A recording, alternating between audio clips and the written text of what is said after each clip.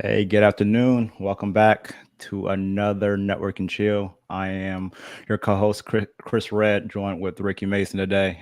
We're happy to be back. It's been a little while, man, since we've been joined virtually again. So it's good to be back.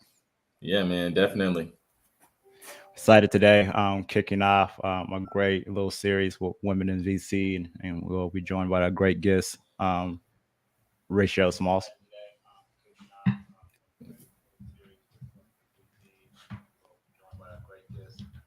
Hold on one second, Ricky. Let me get something adjusted real quick on my speakers. There we go. All right, there it is. That's better. All right, we'll give everyone a chance to get joined in today. Type in the comments where you're dialing in from. Let me know some wins you're having this week. What is let me know something that happened really good, a great sale, something closed, some capital coming into your company, or a new promotion. Drop the wins in the comments and let us shout that out today. Um, but for those who join us for the first time, Network and Chill really started back in 2019 to connect founders, funders, and anyone in the entrepreneurial ecosystem through storytelling, education, and making it truly inclusive. We're now doing in-person and virtual events, and so we love the hybrid model. And just a huge shout out to Amplify Louisville for their continued support in the ecosystem. Check out Amplify Louisville; they got a ton of events throughout the ecosystem, and so supporting startups from an early stage and really allowing them to have a landing spot and a place to engage and build community around them. So we appreciate Larry and the whole Amplified team for their continued support. Before we get into it and bring our guests on, Ricky, I know you had the opportunity to go up to Indy and check out Indy Tech Tour. Give us a quick recap on that tour last week. Oh man, it was a great day. First off, I think there were probably about 30 entrepreneurs and supporters of the ecosystem that gathered at Innovate Map. If those of you that are unfamiliar with Innovate Map, they're kind of started out as like a UX, I would say, kind of like builder and helping companies build their user experiences, and kind of had blossomed into just kind of helping companies all around there in the tech industry. We started out there though, great building, and then we went to the Speakeasy. So we got a chance to go by there. I think that was the first co-working space in Indiana. So we got a chance to go by there and check out the Speakeasy. Great space. Met their director. Met some great entrepreneurs there. Throughout the tour, we met entrepreneurs, so they kind of pitched us as to why they were building in Indy and what their startup was kind of doing in Indy. Kind of love that part of it, just connecting with the founders and learning about their businesses and why they were starting those in Indy. And then we got the chance to go over to 16 Tech. So I love that space. It's kind of like a combination of like a co-working space, a food hub, and like a maker space. So that was cool. And then we made our way over to like Casted and ended with the happy hour, man. So it was a great dynamic day of connecting in Indy. I love how the founders there seem to be, building community and supporting one another. So everybody knew each other, kind of had like a small hometown feel. So I love that. And shout out to Jake and the whole Endeavor team for putting that on and chauffeuring us around in Ubers throughout the day. Yeah. So, but yeah, man, it was a great event. We need to do something like that here. I hate to miss it, but I hope to get up there soon. I've heard the great community up there, and I had a ton of people reach out to me via LinkedIn just to connect. So hopefully I can get up there and do that soon. And I just love hearing the feedback. So I'm excited, and I think it's like ideal for our guest today. We're really talking about this ecosystem between Indiana, Ohio, and Kentucky. So I'm excited to get Raechele on today. Yeah. Without further ado, let's go ahead and bring her on. What's up, guys? How are you all? I'm great. How you doing today? Doing well. Can't complain. When it's a sunny Friday, it's a good day in I Kentucky. know. Yeah, I'm excited today. It's long overdue to get you on here, and I think Ricky and I can both attest that you've been not only a great friend, but just a great addition to our community and what you're doing and the ecosystem. So we love the work that you're doing. But for those who don't know who you are or the work you're doing, we love to hear just a brief background of you and your work you're currently doing at Endeavor. Happy to, man. Well, first and foremost, I've been looking forward as well. You're far too kind in your words, because I mean, definitely been, a friend from both close up and afar of what you guys are building, and love all the value that Network Chill has brought to our ecosystem and to our region, of course.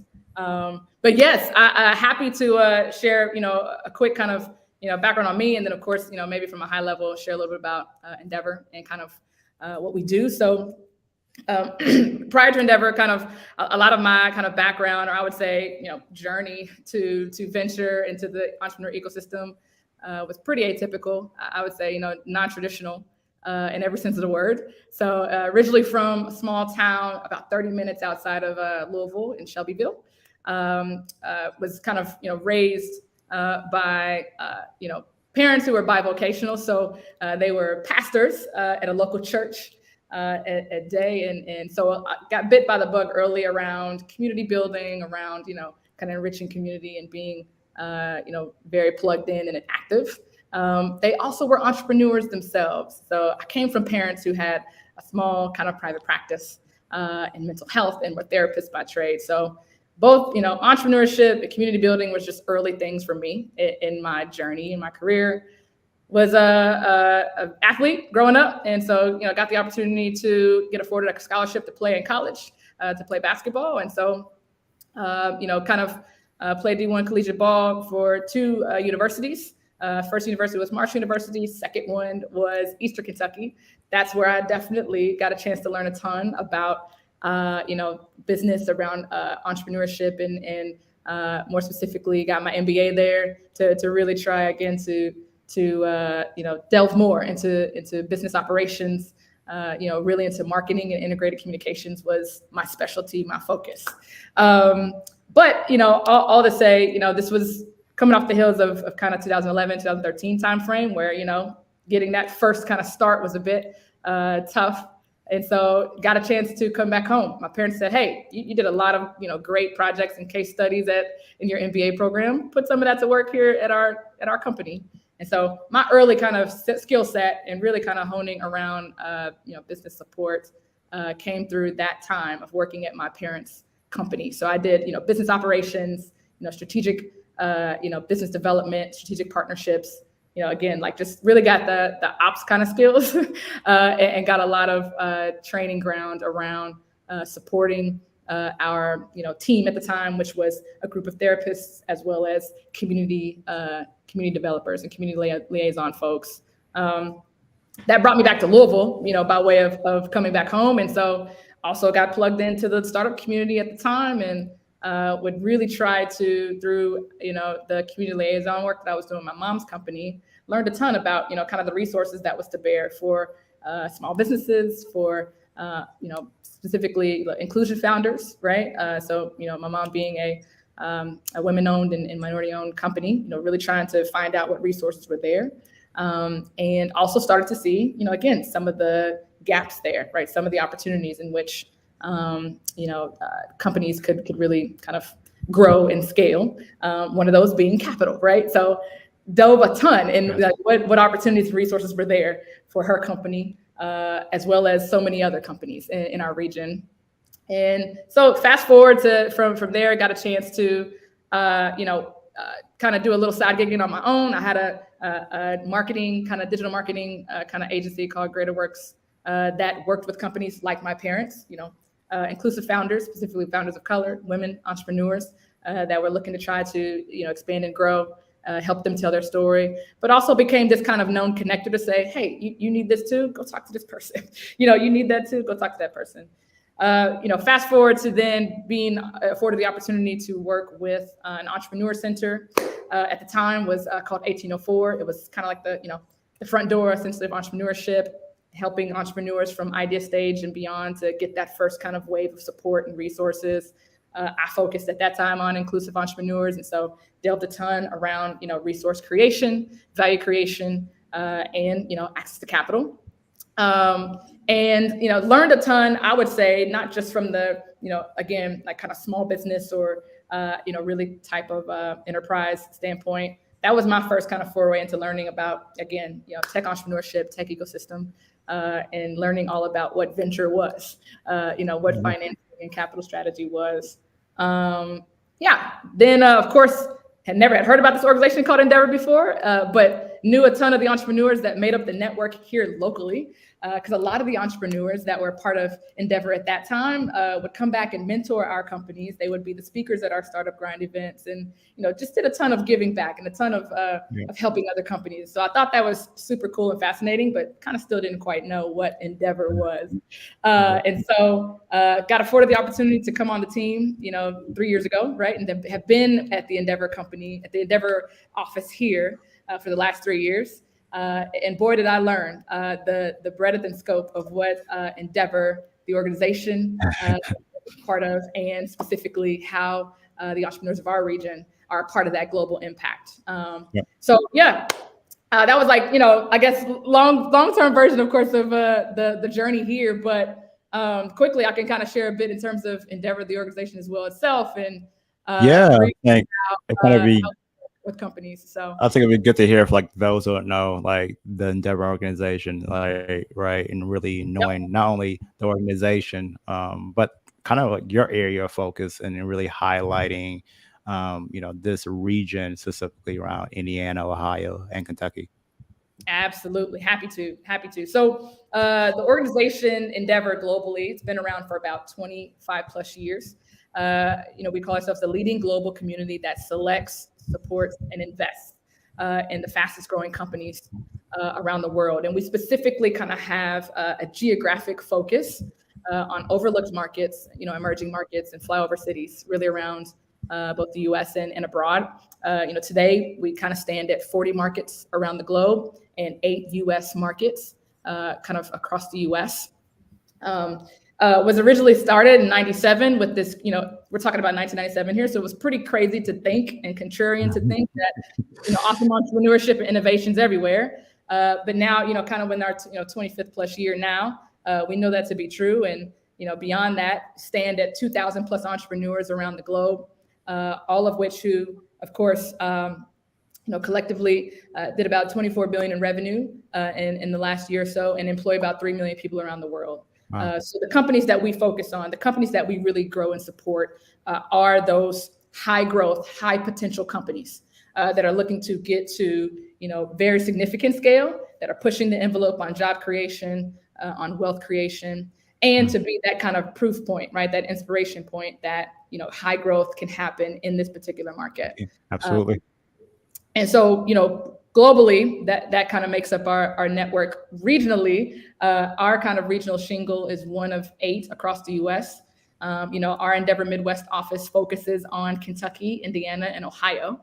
So I kind of cover our Louisville / Kentucky footprint, have 2 other counterparts that cover, those other 2 states. We support about 20 entrepreneurs out of our specific office that are globally selected entrepreneurs. They're leading, 14 different companies across all 3 states. And more specifically, the goal and aim of Endeavor, of course, is to, not only encourage entrepreneurs in these type of, regions and geographies to, think bigger and think about creating, companies that will shift GDP, right? That'll create the impact and significant scale. But going in kind of deep and being as personalized and as on demand as possible to their needs around growth. So we have a very unique approach in how we help to clear barriers for entrepreneurs that are looking to scale and grow. For one, we very much don't take necessarily a programmatic approach where it's necessarily an accelerator or an incubator of sorts. Yeah. It is very, very bespoke to each entrepreneur that we work with. Finding out what their key kind of challenges are, at a time. And then, again, tapping into our global network of 2,000 entrepreneurs, 3,000 plus mentors, 1,000 plus investors, tapping into that network to say, who's the best person, in the world to help you with this particular challenge. And so it's, very much I'd say day to day, the challenges are different and the entrepreneur needs are different, but we definitely try as much as possible to be very in tune with our entrepreneurs, with their needs, and bringing to bear kind of those resources. With that, I particularly focus a lot on our services around access to capital. If you was to break apart our kind of services into a three-legged stool, it'd be access to capital, which is pretty primary, access to talent, and then access to markets, right? Markets and talent kind of explain themselves, right? We have 40 markets around the world. So boots on the ground, literally in 40 different markets whenever you're looking to expand, as well as commercial opportunities and introductions within that. Talent, it takes a two-pronged approach. We definitely help with recruitment and retention, but we also think about the leader, the founder themselves, and growing in terms of their talent and aspect of the company as it grows, and have a lot of partnerships and programs around that. Capital, you can say it's self-explanatory, but we definitely take, I'd say, a nuanced approach. We both have, a servicing component as well as a for-profit fund that does co-invest in our Endeavor entrepreneurs. That's based out of San Francisco. It's a rules-based fund specifically dedicated to our Endeavor entrepreneurs. And, of course, as of now, we stand at about 250 under management with that fund, and is about to complete the phase of Fund 4. Of the 2,000 companies that we support at Endeavor, about 200 of those have been invested in by Catalyst. And beyond that, super accretive in being able to deploy capital into these markets if and when it's opportunistic based on those rules.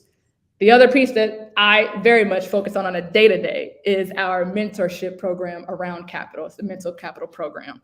So actually providing key advisory, key support to entrepreneurs when they're raising, also giving introductions to our investor network that we have that's, global firms from around the world. So that, again, like bumper sticker version of the focus there, but, very much passionate, as you can tell, about all three of those, and specifically access to capital is something that we focus on a ton in our work and day-to-day for the regional entrepreneurs that we support. No, that's great. I think it's really great knowledge for those who have not engaged with Endeavor, and you are doing some great work in this ecosystem. And it's changed quite a bit over the time since Endeavor Louisville really took over and started working throughout this region. Of course. From your time coming on to now, what are some of those early trends you're seeing, and some of the opportunities hopefully you are working towards in this ecosystem? Absolutely. Yeah, I mean, I would definitely say, from our early days, the ecosystem has absolutely, changed in the landscape, and the types of entrepreneurs, the quality of entrepreneurs, of course, has enveloped over that time. So we were, of course, second office to come online in the US market, right? So right behind Miami, who made tons of sense given that we were founded out of Latin America, that Miami would be the first.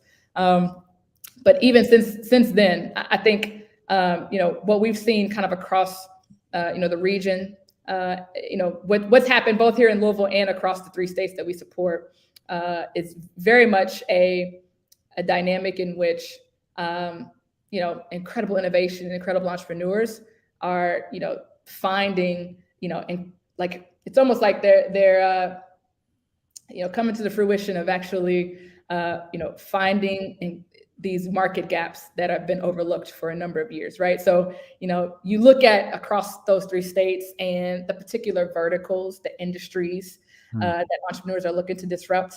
I feel like, you have your kind of heavy, heavy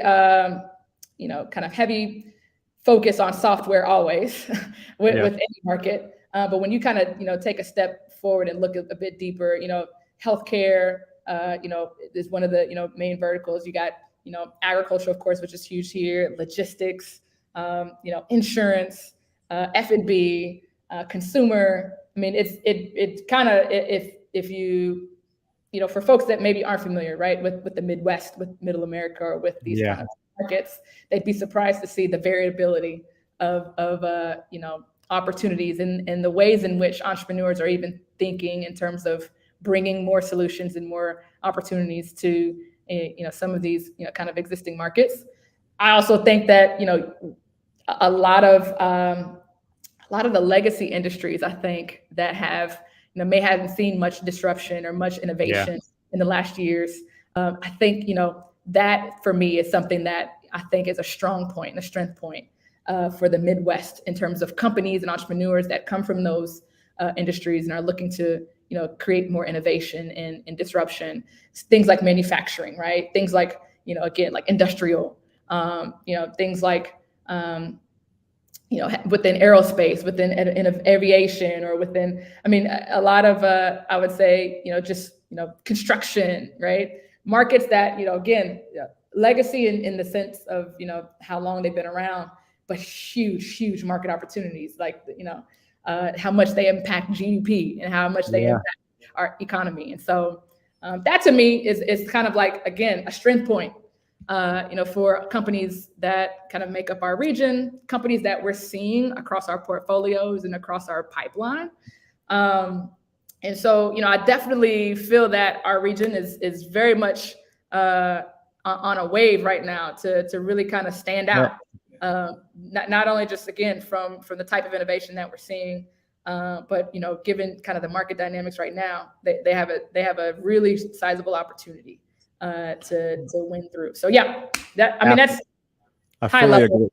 I fully agree. If you even think about it, right? If you're looking at these opportunities across where you're talking about Endeavor starting in Latin America, first office in Miami, and then our market right here is the second U.S. based open office, right? It just speaks to like the opportunity here. And I think many times when you're in these ecosystems, when you hear the words overlooked and you don't have all that access, we take it as a negative. But also those are also the opportunities that we have here to highlight and storytell the opportunities and entrepreneurs in this region, which oftentimes we forget to do and forget to celebrate. And I think this is like, you all have seen that foresight and just amplify the founders in this area.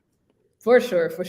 I also think too that, some of the things that, oftentimes maybe people don't think is prevalent here that's existent, right? When you talk about essentially like, the access to talent, right? For one thing, it's very much a challenge in a lot of markets like ours. When you look at, other flyover markets around Middle America. And then of course, if you look at, kind of the other markets that we're involved in, talent is always a challenge no matter where you are for entrepreneurs.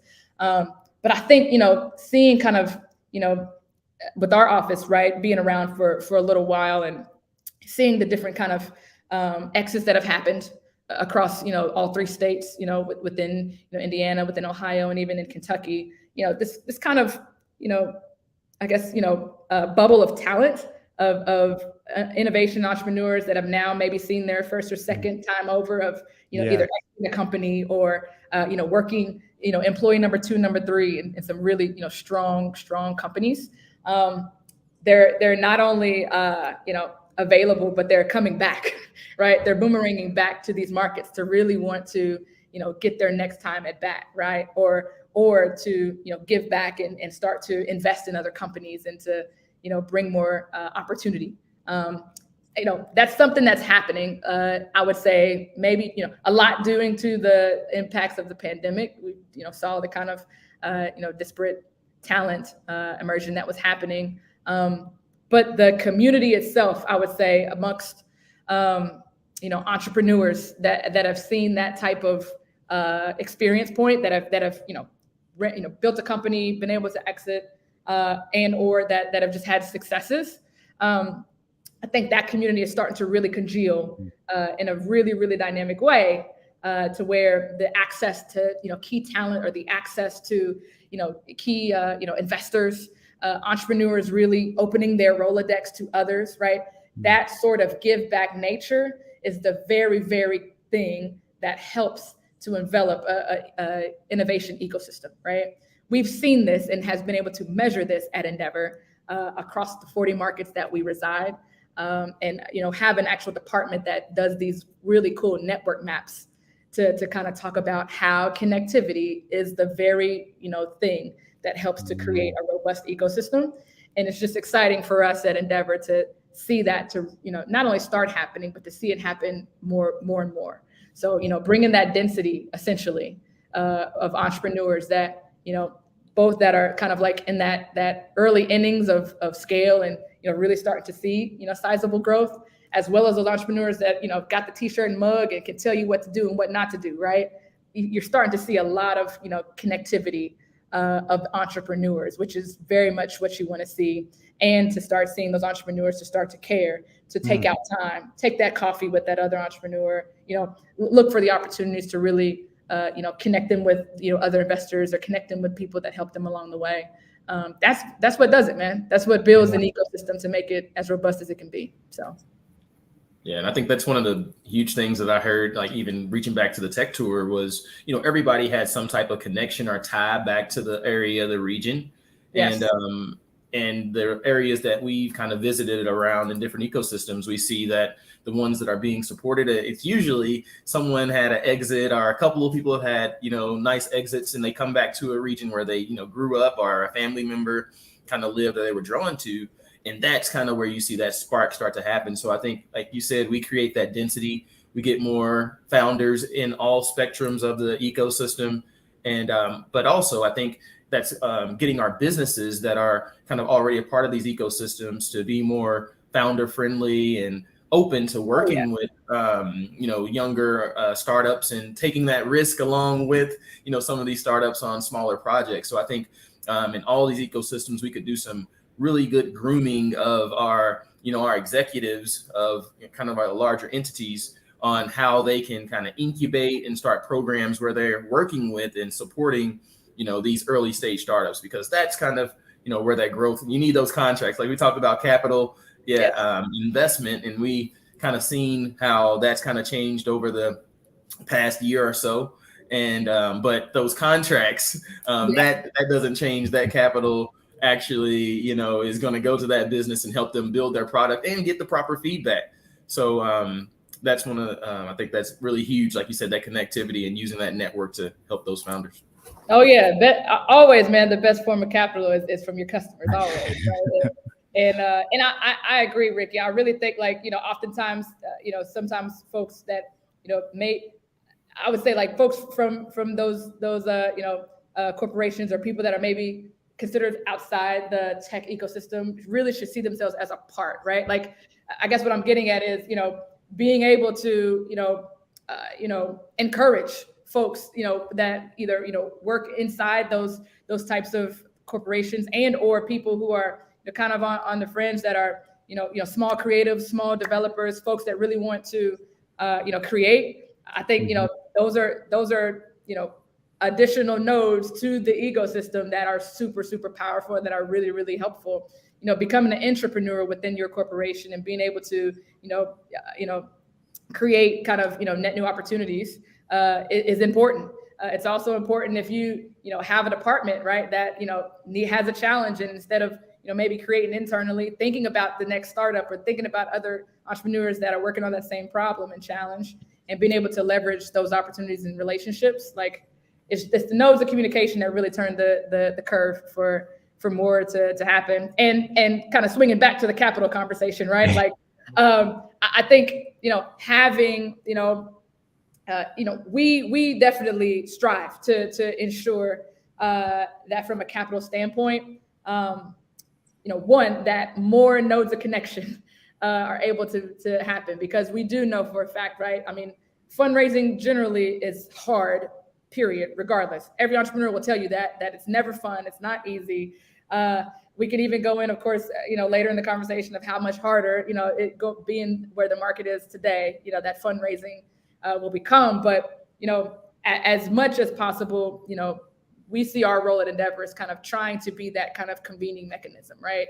And the fact that, this platform that we've launched with Edge, the way in which we kind of manage our mentor capital program, the way in which we really try to bring that value, bring that advisory and those relationships to our entrepreneurs, is through, I would say the notion of connectivity and give back, right? So not only is it, imperative for entrepreneurs to get educated and to help to inform in terms of best decision making when they're starting to fundraise for their company, but it's really great to hear it from the mouth of folks that have done it through entrepreneurs. It's also great to have, to bring that kind of experience point, from others in the ecosystem that have maybe, again, has experienced it, right? I think, So Raechele, as we leave, Oh, I'm sorry. Go Sorry. ahead. I was going to say, as you lead into that conversation, all right, around the Endeavor Edge platform, God, we definitely want Yeah, to go in depth with that.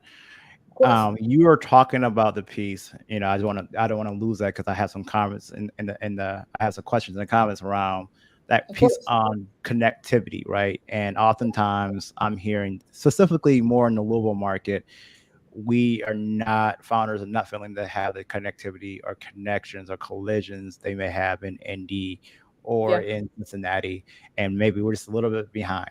And so, like, what things can we be doing, us individually or just as an ecosystem in Louisville, or I even say the state of Kentucky, a lot better to help founders at earlier stage and encourage them to stay here and not leave our ecosystem and provide those connectivities and collisions a lot better.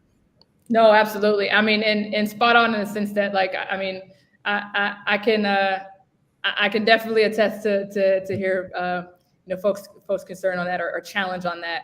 I've always operated in this sense that, like, at least for me, the focus that it takes and the intentionality that it takes for our ecosystem to get to a point to where there's more fluidity is just thinking in the sense of how can I remove friction, right? Like, how can I remove friction and enable access in whatever sphere of influence that I have, right?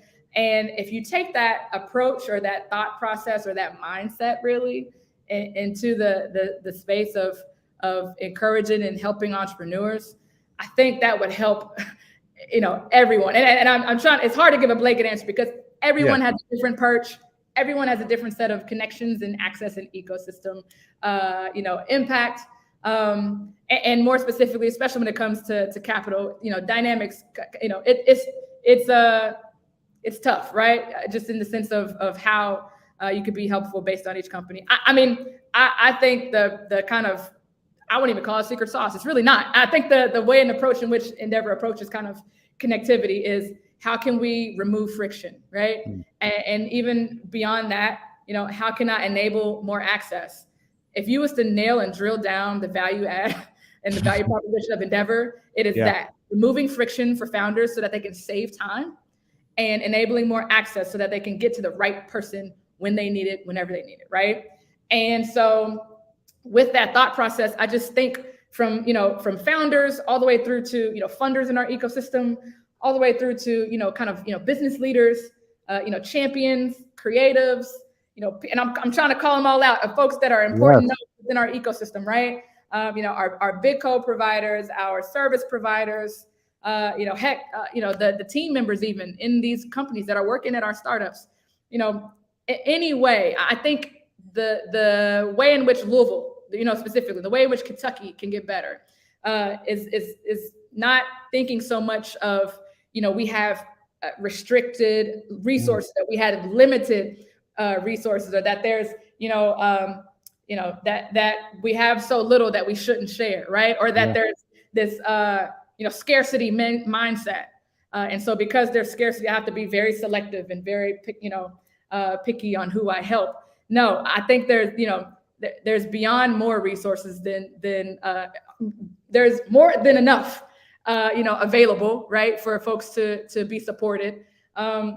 And I would just have folks to literally take a step back and think of ways like, how can I enable access from the perch and from the place where I am, from the things that I do on a day-to-day, from the network that I have, and how can I remove friction for the next founder, for the next entrepreneur, for the next executive that works at that company, right? How can I remove friction?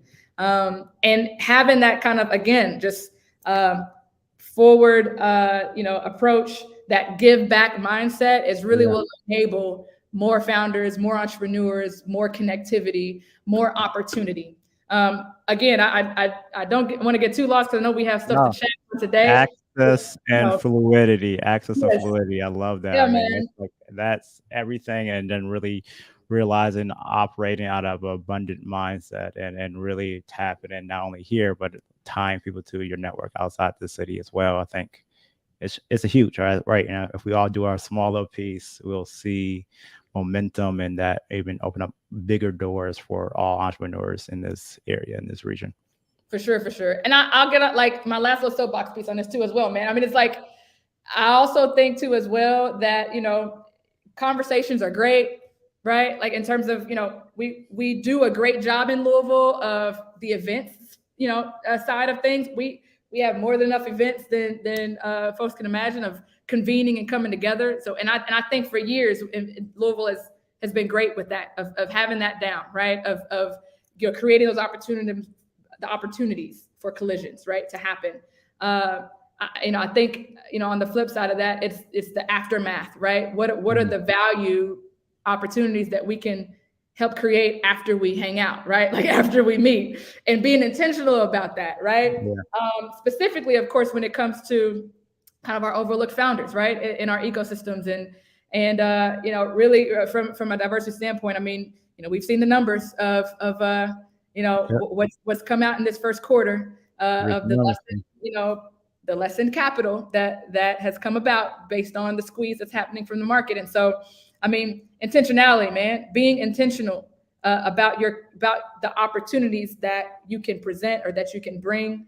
And I also, it's just behooves upon me to very much just, stand firm in that it's great to meet. It's great to connect. I love, of course, you guys are like the cool kids, of course, with Network and Chill. Like those things are important. And I don't want to stress to say that those aren't, but it's the intentionality that comes after, the fun time with drinks. You see what I'm saying? And like, you've got to be action oriented and, just be action oriented about really helping the next founder and not kind of course, leaving people hanging or something. I don't know.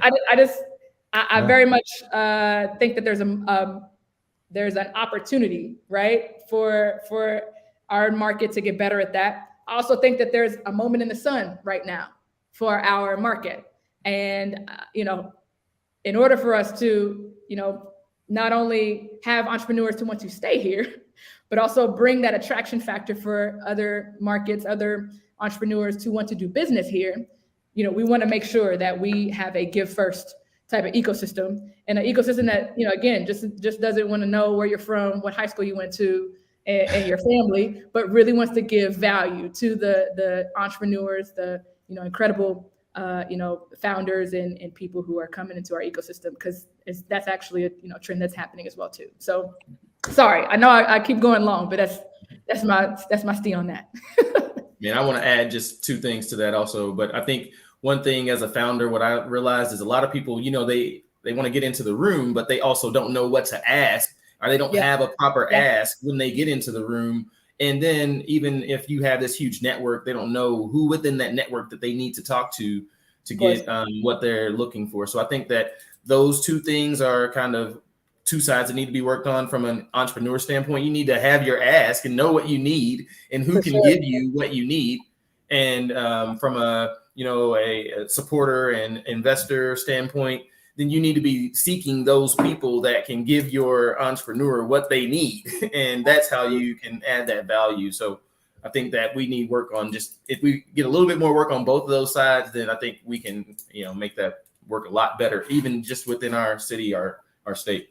Yeah, and shout out to the folks that that also have always been kind of helping to make clarity around those two things, right? I mean, you can't go without seeing the wonderful work of the Amplify folks that have been trying to map as much as they can within our ecosystem and working to get that done. Folks like Render, who are constantly always providing both resources and helping entrepreneurs to navigate and that sort of thing. Can go down the list, right, of folks in the ecosystem. Poplar and the team there, they do wonderful stuff. I mean, I'm not trying to name drop or anything, but like we do have. I don't want folks to come away as well saying like, well, Louisville don't got nothing. Like, no, there's people that are in the trenches that are actually really trying to get the running start, if that makes sense. Absolutely. And these are just really conversations from founders and how they feel, right? And so at the end of the day, like we have founders who want to address like how founders feel and seeing what else can be done and amplify and not taking away from any of the work that's already been done here, but how can we improve on the work that's already been done and doing that. And so with that being said, you actually talked about, fluidity, right? And so talk us through a little bit on Endeavor Edge and how that came about, and really give us a layout of that platform for those who have not engaged with the platform yet. And then maybe Ricky, we can drop the link in the chat and in the comments of the Endeavor Edge platform as well. Yeah, no, man, happy to, happy to. So I think, a lot of the nodes that we've kind of chatted on was really kind of, one of the main inspiration points for bringing this tool and this resource to our ecosystem. For one, again, we kind of chatted a bit on kind of Endeavor's kind of focus around access to capital and how we support entrepreneurs, along their journey of fundraising, right? And I think for the mentoring side of our access to capital services, what we would often find is, Ricky, what you pointed out, right? Which was, we'd work with entrepreneurs, really helping them to, prepare for their capital raising, and looking to, try to, give really, really, critical feedback on everything from their, casual pitch deck and that sort of thing, a presentation, all the way through to, strategizing, from your stage of company and kind of the vision that you have. How can you best position yourself to be successful with this raise? What type of investors should you be targeting? How could you go about, getting connected with those folks? What's kind of the market landscape right now? What's the market outlook? Let's dive in on your TAM and see what that, just all these kind of ways in which we provide mentorship, advisory, and guidance. What we started to see was that a lot of entrepreneurs had very common challenges. Our mentors, for one, were telling us this. They were like, hey, I've had about 3 or so mentorings with 3 different founders, and I feel like I'm seeing the same kind of feedback, or the same kind of information, the same kind of struggle points. And I think there should be an opportunity there. They didn't necessarily say like build a platform. They were just saying, hey, there's an opportunity there, because the entrepreneurs from this region and from our ecosystem are struggling with the same challenges of knowledge. There's like a knowledge gap, right? The other piece too that really kind of influenced us in wanting to, build a sort of tool like Edge was just around the experience point that we were seeing with the very entrepreneurs that were, going through our selection process, or that we were working and supporting alongside their journey, and would see oftentimes where entrepreneurs struggled with, equity, with the, equity conversation, meaning, they would kind of, just due to lack of knowledge, or doing to, just lack of know-how, would have to give up a lot more equity in their early stages of their company, and therefore would set them up for for failure, right? In the long run. And so we worked with a couple founders through that challenge, but at the same time we kind of thought to ourselves like, hey, what is a way that we can kind of get ahead of this to help founders earlier on in their stage of growth, so that they know they can be very thoughtful and strategic, intentional around the decisions that they're making around capital, and specifically around ownership, and can really help them to make smarter capital decisions earlier on. And so from that, we actually culminated a platform that was actually Endeavor entrepreneur influenced and informed. So the notion of that give back, right? Entrepreneurs sharing their experiences, entrepreneurs sharing their their learnings from being able to successfully fundraise. We kind of gathered all the feedback and notations from over the meetings that our entrepreneurs have had within our Mentor Capital program, and collected all of that to actually create a step-by-step roadmap for entrepreneurs to be able to navigate based on their current stage of growth, whether they're seed, pre-seed, Series A, Series B, and beyond. It's we broke it out, this kind of guideline by stage. We also wanted to not only just give them the high level, here's what you need to know, but really make it as if it's a hitchhiker's guide, step by step, from preparation of when you're starting to think about raising or to plan your fundraise, all the way through to get into the term sheet, get into the table of negotiation. Here's some things you need to know, right? So soup to nuts, essentially, of that process. That's what resulted into this website that we built, which is called Endeavor Edge. It's made up of 3 components. The first piece being that kind of guide that I talked about, being able to click through and, indelibly deep dive on what's the things you need to know, who do you kind of need to talk to? Here's some, areas of focus you want to have down pat before getting into conversations. And, again, like from preparation to kind of getting towards, your search of investors and what have you. So yeah, oh, lovely. We got a lovely screen. Look at that. Awesome. And then the second piece of the platform is the fund map. So, once entrepreneurs, go through kind of either our mentor capital program or, going through this platform, the next question inevitably is, of course, okay, who's in my backyard, right? Who's actually fundraising or who's actually investing in companies like mine? And so we created a very kind of robust list of investors that folks can review and kind of, at least kind of get their running start on creating their investor list when they're in the process of fundraising. And then lastly, we have this third kind of, area of the website, which is our resource library. So, really that came from kind of, a collection of resources that Endeavor has collected over the 20 years. But it's open source as well, so that, continuously folks can add resources that they've kind of uncovered around everything from, cap tables to, learning about equity, kind of, equity management, how to kind of, coach on that, to templates that people can use, for their deck, for their financial models, for their investor updates, all that. All of that. I mean, it's pretty. I mean, I won't say it's exhaustive because there's a ton of resources out there, right?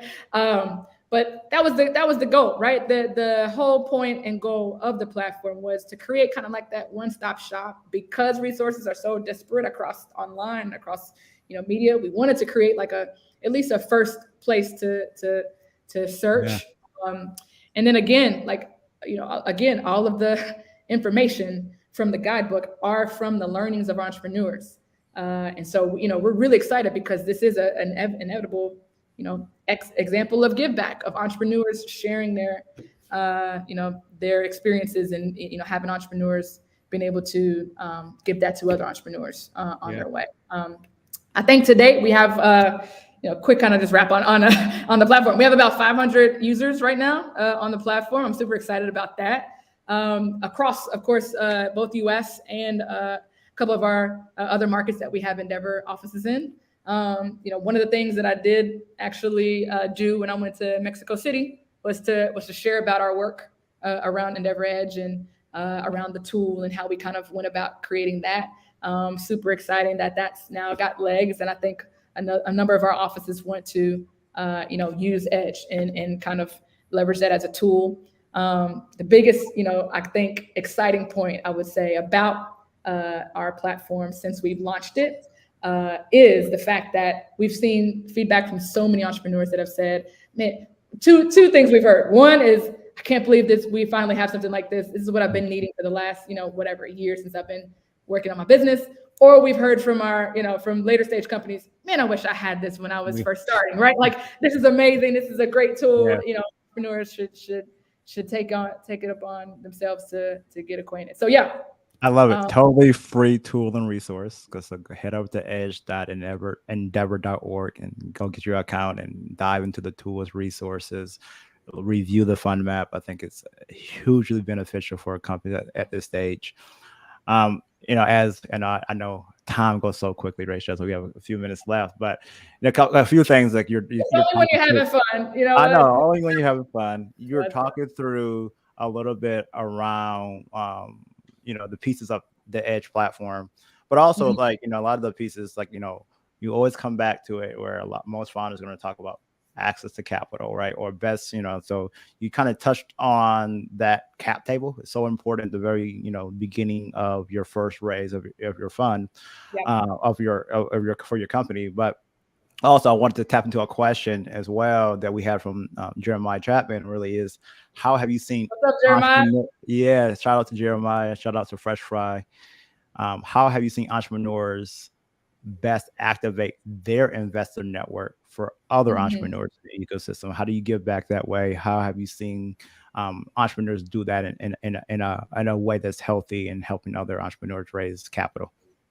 No, absolutely. I think, if I could just coin it real quickly, Chris, I think the best champions you can have as a founder is other founders, right? That have been through, that have, gone through that capital raising process, has the nodes of connection and the experience points. But sometimes the best referral you can get to investors oftentimes are other founders, right? And so,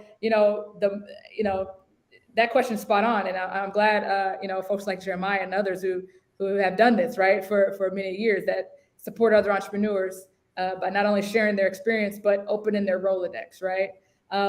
Now, I would say, from a sense of just in general, it is on the ownership of a founder to do their homework and do those steps of preparation to not only get your team and your company ready for a fundraise experience, because it does take a lot of your time, a lot of your focus. So it's, there's important things to do to get ready for it. But then once you start to kind of, doing your research to find what investors, what financiers, what partners are the best fit for you, it's very much upon the entrepreneur to do that process, to research funds, knowing a bit about, their history, what type of companies that they've invested in, what's their kind of, industry focus, what's their, kind of thesis. There's just some really key questions that we actually put in the platform. There's key questions that you definitely want to answer and to know how to find out and be intentional about who you go after. And then, of course, you're making that opportunity to where if you know a founder that is either engaged with those folks or who's gotten investment from those folks, they are the best. Right, they are the best at learning, if that's an aligned fit and a good partner, right? What's been their experience with them in their good days and their bad, or how was the process like? And so, we've seen it, of course, across, many of the companies that we support. But inevitably, I honestly feel like that I call it reverse due diligence is really what, is the really good kind of information that's helpful to founders to help them to be more thoughtful and strategic around their capital raise. So. I love it. I think it's great feedback. Definitely around, the reverse due diligence is so key and vital, making sure that you're engaging with the right investors at the right stage at the right time. So before we kind of close out, Ricky, you have anything else? We have one more question from LinkedIn, Dominique Churchill. She asked, how do we make sure more inclusive entrepreneurs are engaged around Endeavor Edge and the resources and or mentorship that your company can provide? Love it. Great question, Dominique. So for one, we tried our best, from jump to make this platform as accessible as possible, right? And more specifically, making it a, one-to-many free to use platform.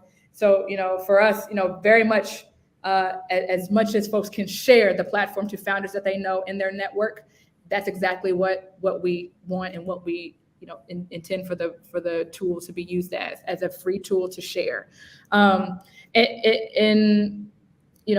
addition to that, I would say, very much from, Endeavor standpoint, we specifically work with, founders that not only are located in overlooked markets and inflow overseas around the world, but see our role kind of around enabling access and removing friction, to founders that most needed, which would definitely, be our inclusive founders. I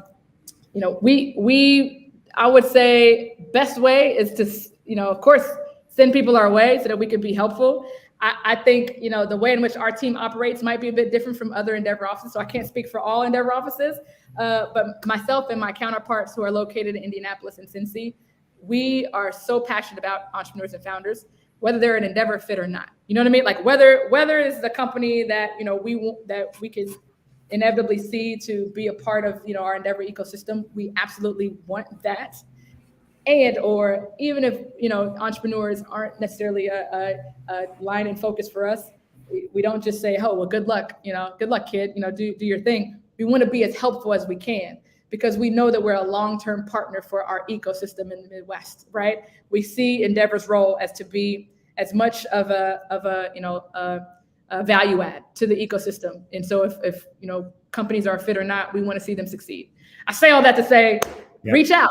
Hit us up. Like, let us know if we can be helpful. I'm, of course, even though I, you know, cover Kentucky, I'm literally a social butterfly on all, you know, media platforms and reach out so I can, you know, be as helpful as I can. I can also inevitably speak for all of our Endeavor offices that are in the other U.S. markets that we have.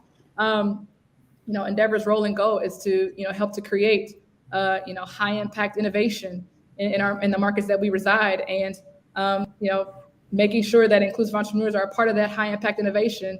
It's very much a belief in a goal. And so, I mean, you know, given time, I would say like, reach out, sis, like reach out, let us know how we can be super helpful. If there's entrepreneurs that, you know, that we could be helpful for, send them our way. You know, if there's other, you know, mentors and people that can be helpful as well. I mean, let's meet, let's connect, let's see how we can support more entrepreneurs. So yeah, real quick, what are the programs that you all offer, and what's the first point of contact, and what, you know, what companies are you all looking for at that first point of contact? Yes, sir. Thanks for the tee up, Rick. Yes, absolutely. Yeah. So you know, for one, you know, endeavor.org, of course, is our website. You know, as well as you know, you can always ping me as well on any type of social, on LinkedIn, Twitter, and such. We have, you know, two kind of approaches on how we support entrepreneurs from a, I guess, program standpoint, if you want to put it that way. One of those, of course, is our kind of rigorous selection process. We call it like selection as a service, but essentially it's our selection process that we put entrepreneurs through to become global Endeavor entrepreneurs. Again, that one typically from a stage standpoint, you know, typically that's around companies that are, you know, I would say Series A and beyond, maybe kind of geared more towards Series B. So yeah, companies that have like, you know, that are high potential. They don't have to be, you know, tech or, you know, tech enabled. We don't have a vertical kind of focus at all. We're industry agnostic, but more so in the sense, you know, they're looking to get to high impact, have at least, you know, around, you know, 5 million or more kind of in revenues per se. You know, really kind of, you know, going from 50 to 100 to 1,000 employee count, you know, high potential, high growth companies, right? That are in that kind of framework. We then also have a program that's for earlier stage companies that are, you know, really focused on, I would call it the scale up stage. So companies that are kind of post seed, Series A, and are kind of, you know, really starting to break above the pack. They're, you know, starting to see the inevitable results of product market fit. And, you know, for us across the Midwest region, that stage of growth around the post-seed Series A is an inevitable gap, right? In terms of resources that are built for that. And so that is what our scale-up program is about. That we put on regionally across our 3 states, led by my fearless colleagues, Tim and Jake. And absolutely, you know, we have links on our website for applications that I can absolutely send as a follow-up and put in the comments of this show today. But yeah, I think, you know, both of those lanes are the active, intentional, programmatic approaches that we work with entrepreneurs. The favorite part of my job every day is meeting founders, no matter what the stage, right? Like that, being able to find these visionaries that are really building in markets like ours. I mean, it's incredible. And so, you know, we're down to meet. I mean, you know, drop a link.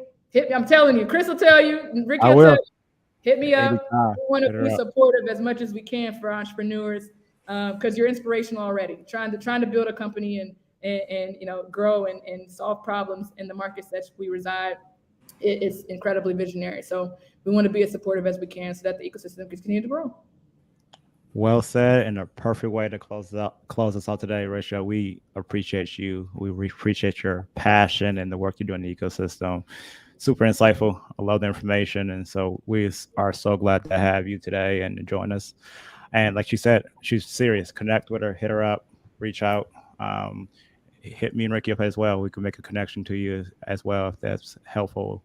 And continue to tune in. We have a few more women in VC coming up throughout the month of July, so we're excited to bring on some. Wait, so I kicked this off? Did I kick it off, Chris? You kicked this off today. Oh man, what? That's crazy. 3 more coming on, like throughout the ecosystem. Cool. We're excited. Yes.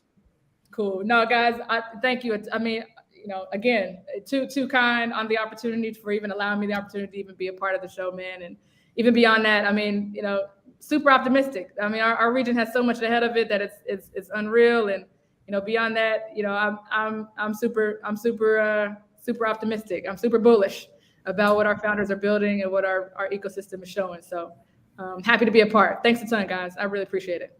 Likewise. Appreciate it. But thank you all for joining today. Have a great Friday and an awesome weekend. See you guys.